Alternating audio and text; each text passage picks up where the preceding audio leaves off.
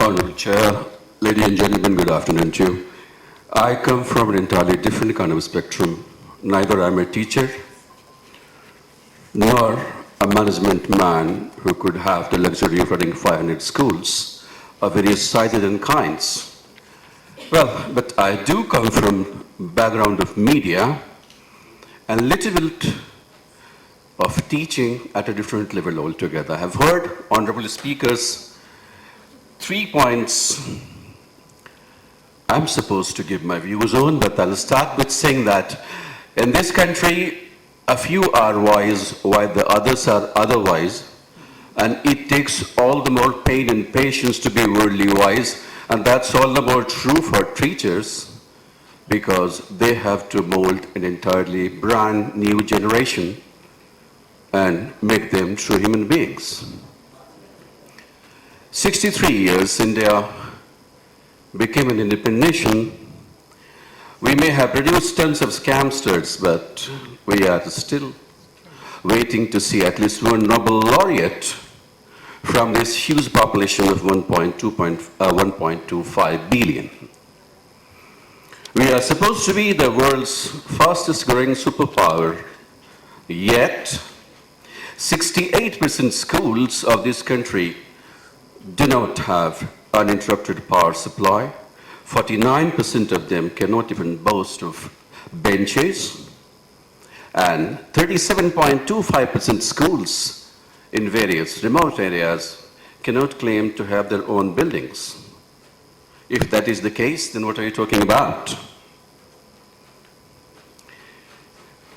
The big question here is, we use a lot of high-sounding jargons, which are quite jarring to some of our kids. We talk of solutions, achievements, brandings, critical thinking, but we make their infant critical faculty all the more critical by putting them on their head something they shouldn't have been as listening to. For example, a 9-year-old kid comes to you, one of your colleague comes back home, you say hi to uncle.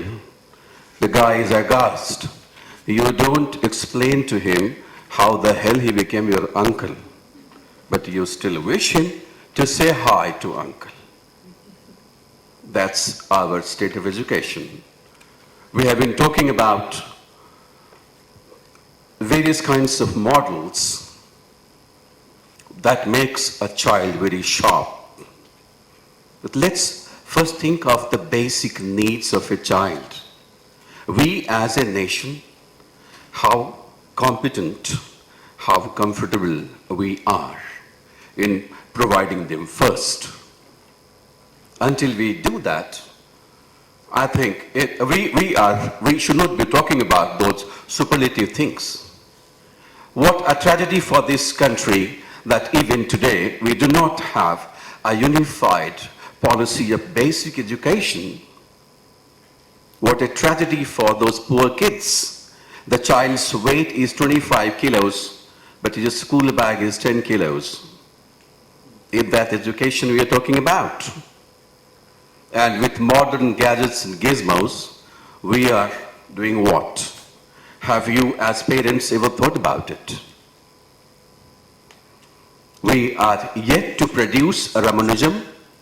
We are yet to produce a Shakuntala Devi, even after supercomputers, internet, wires, and SMS.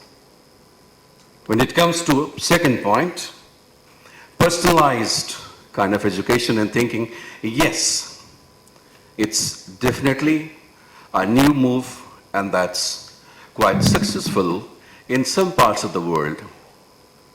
I come from a team of MIT professionals who have made OLPC, one laptop per child, which has been adopted in over 55 countries, and which was called by former UN Secretary General Kofi Annan as a vaccine against literacy.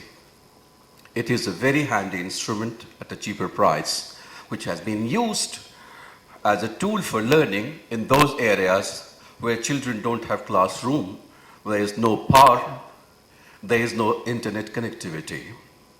The bigger question is, we as a nation, when are we going to use such techniques for learning basic skills of a child?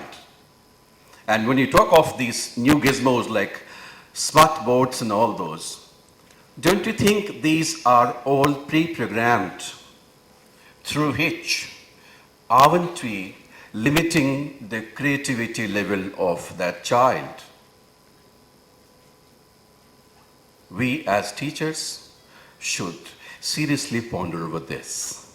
And third, can IT help? Yes, it does help. It does indeed. But then we Indians have been hostage to our own whims and fancies. This I saw in 1972, and this I am seeing today. I am giving you two examples. Once, when I joined BBC in 75, 76, I had the chance to interview Devikant Barua when Assam violence was at its peak. I asked him a few questions. Lot of violence, he said foreign hand. Lot of intrusion, he said foreign hand. I said, how about population boom? He said foreign hand. Today, what we have made our children is less of brain and more of body mass.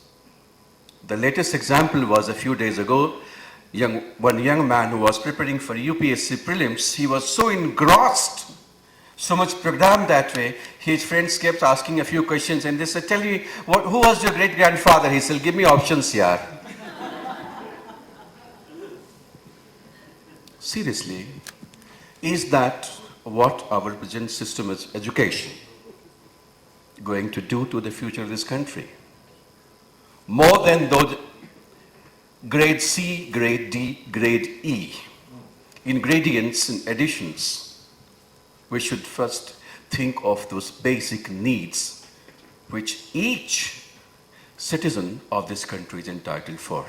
And I think this August gathering can be a nuclei to at least come out with some serious and sensible recommendations to tell Government of India that the future generations of Indians should no more be zombies alone.